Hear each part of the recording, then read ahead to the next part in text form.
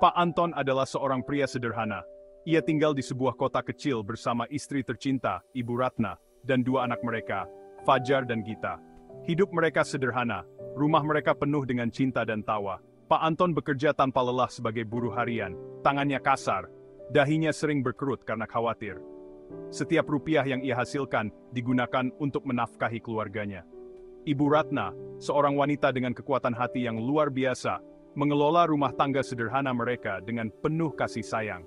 Mereka kaya akan cinta, semangat mereka terangkat oleh senyum cerah Fajar dan Gita.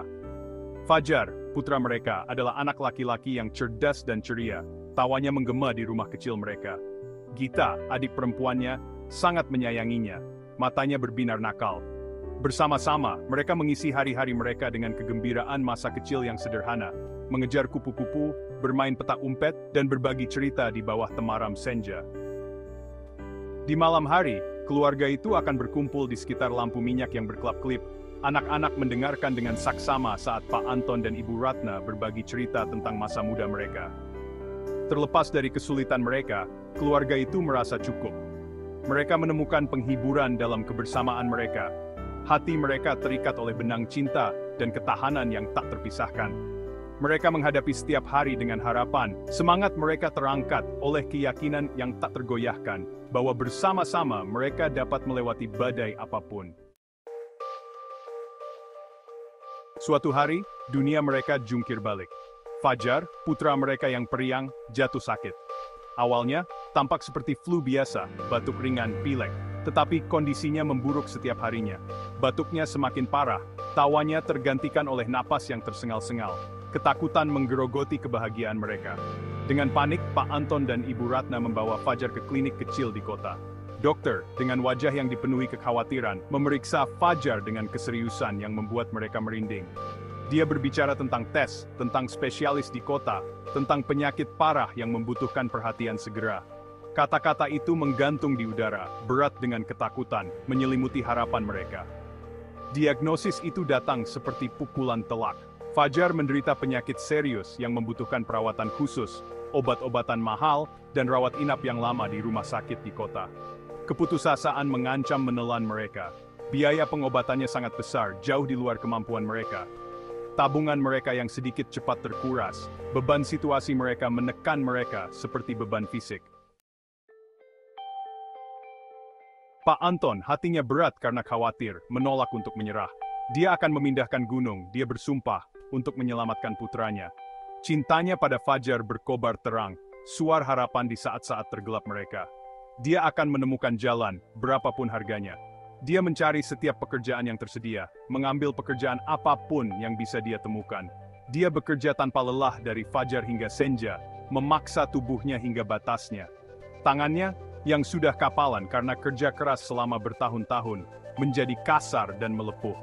Punggungnya sakit, otot-ototnya menjerit minta istirahat, tetapi tetap saja dia terus bekerja.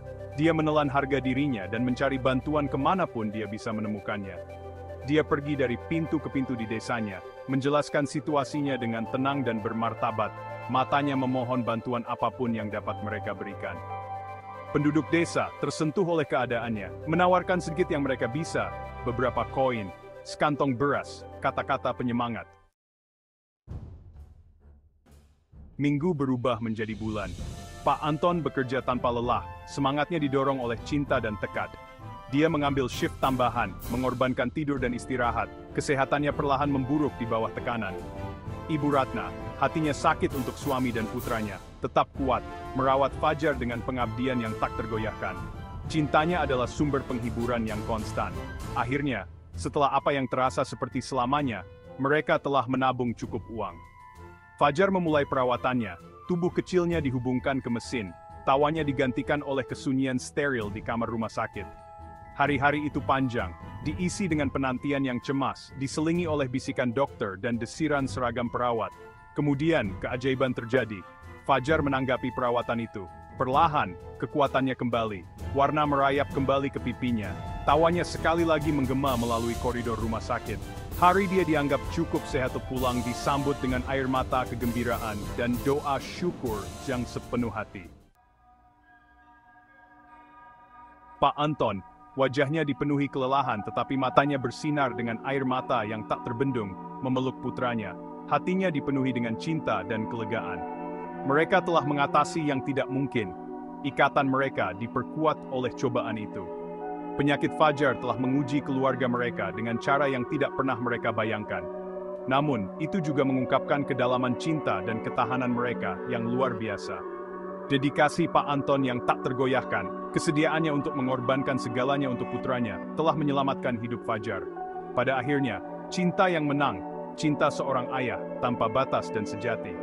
Itu adalah bukti kekuatan jiwa manusia, sebuah pengingat bahwa bahkan di masa-masa tergelap, harapan dapat mekar dan cinta dapat menerangi jalan.